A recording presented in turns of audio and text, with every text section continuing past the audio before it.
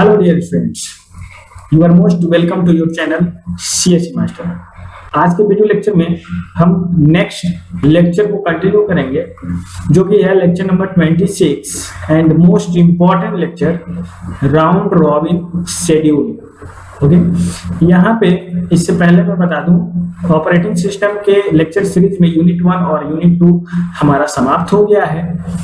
Unit 1 में हमने introduction to operating system को समझा था और यूनिट 2 में हमने प्रोसेस मैनेजमेंट को जाना था।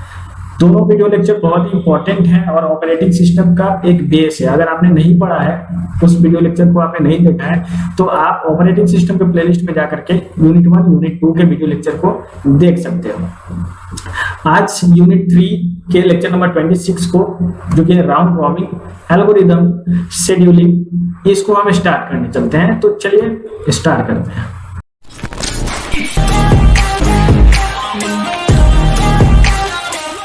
तो round robin CPU scheduling algorithm जो है वो एक प्रिंसिपल से आया, जिसको कहा जाता है राउंड रॉबिन प्रिंसिपल। इस राउंड रॉबिन प्रिंसिपल में कहा जाता है कि किसी भी चीज का शेयर प्रत्येक पर्सन को, ईच पर्सन को इक्वल मिलेगा। ठीक है, मतलब कोई भी चीज है, कोई भी समथिंग है, तो उसका हिस्सा प्रत्येक पर्सन को इक्वल मिलेगा।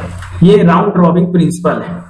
और ये जो राउंड रॉबिन एल्गोरिदम, ये सबसे पुराना, सबसे सिंपल शेड्यूलिंग एल्गोरिदम है और बहुत ज्यादा ही यूज किया जाता है फॉर मल्टीटास्किंग। ओके, तो in round robin scheduling each ready task run turn by turn only in a cyclic Q.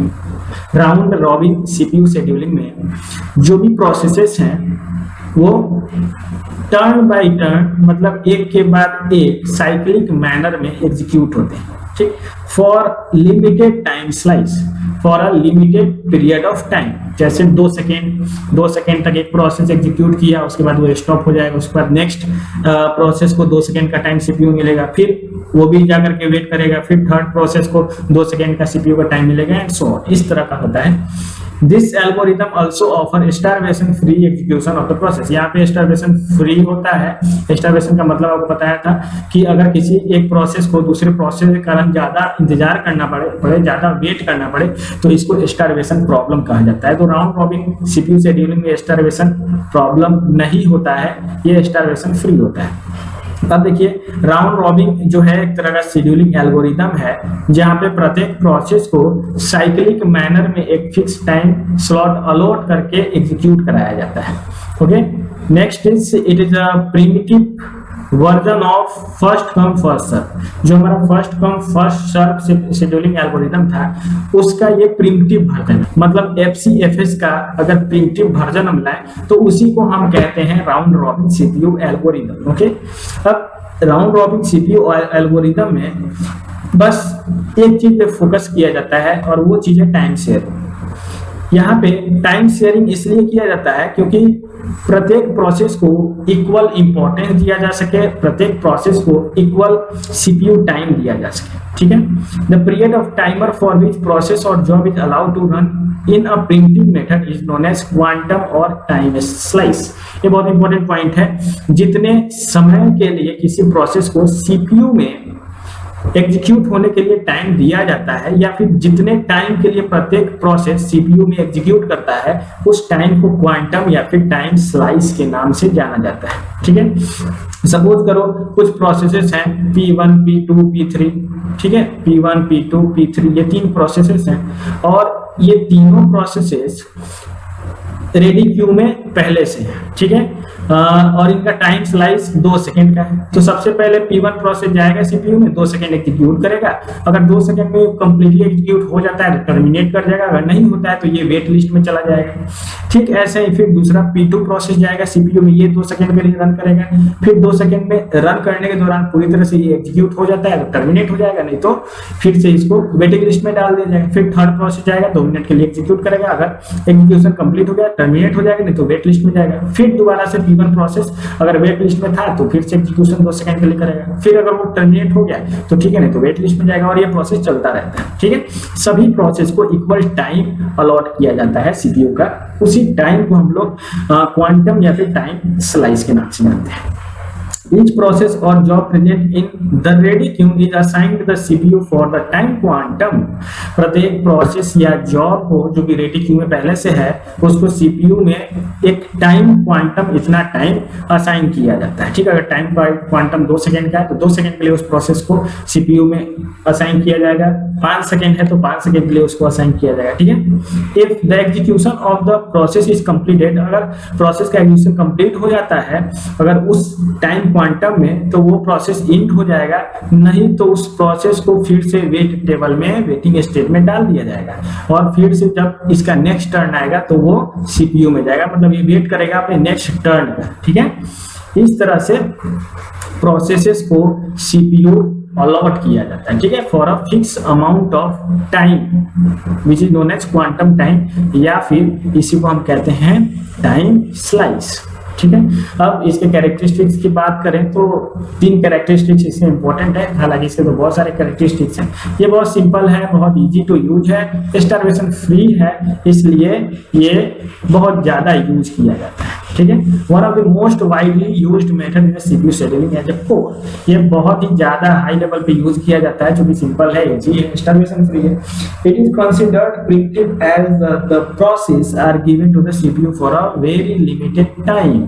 इसको हम लोग प्रिमिटिव कंसीडर करते हैं। ठीक है, क्योंकि सीपीयू को प्रोसेस एक लिमिटेड टाइम के लिए अलॉट किया जाता है। उतने टाइम प्रोसेस अगर एग्जीक्यूट पूरी तरह से हो जाता है तो वो इन हो जाएगा, नहीं तो उसको प्रिंट कर दिया जाएगा, कहीं वेट करा दिया जाएगा। ठीक है ना, तो ये इसके कैरेक्टरिस्टिक्स थे। अब इसके कुछ एडवांटेजेस है उसको समझते हैं। Round robin seems to be fair as every process get an equal share of time. ये राउंड रॉबिन जो है ये सभी प्रोसेस के लिए फेयर होता है, इक्वल होता है, क्योंकि ये इक्वल टाइम शेयर करता है। The newly created process is added to the end of the ready queue. अगर कोई प्रोसेस नया क्रिएट किया गया है उसको रेडी क्यू के एंड में डाल दिया जाता है, उसका जब अपना बारी आएगा, टर्न आएगा, तो उसको भी उतना ही टाइम स्लाइस या क्वांटम प्रोवाइड किया जाएगा। Each process get a chance to reschedule after a particular quantum time in this scheduling. प्रत्येक प्रोसेस को पार्टिकुलर क्वांटम टाइम के लिए सीपीयू में चांस दिया जाता है।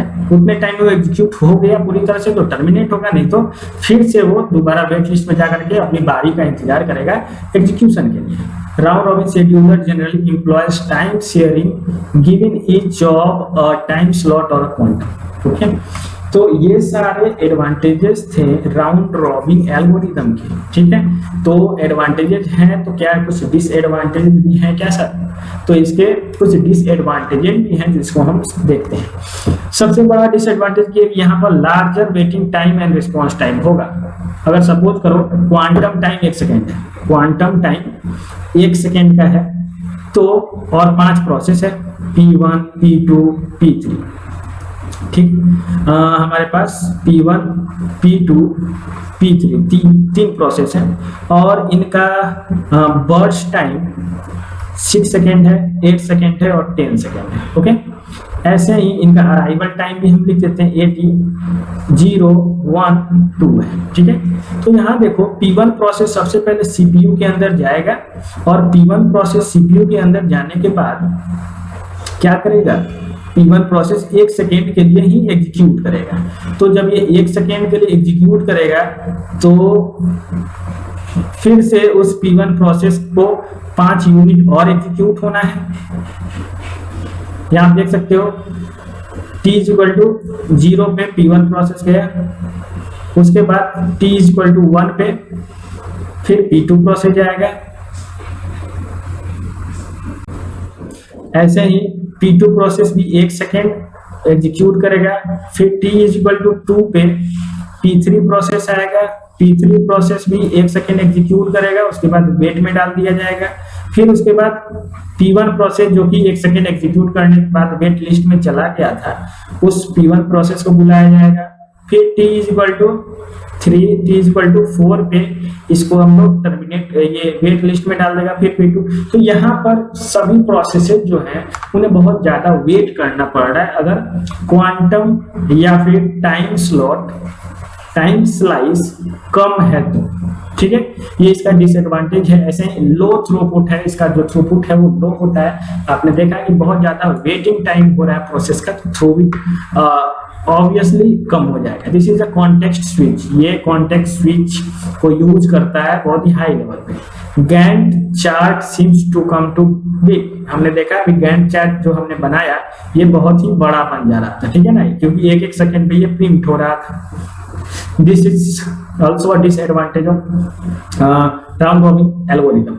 Time consuming scheduling for small quantum, अगर स्मॉल क्वांटम है तो वहां पर टाइम कंज्यूमिंग शेड्यूलिंग करना पड़ेगा, क्योंकि बिना वो किए शेड्यूलिंग नहीं होगा प्रोसेसर्स का।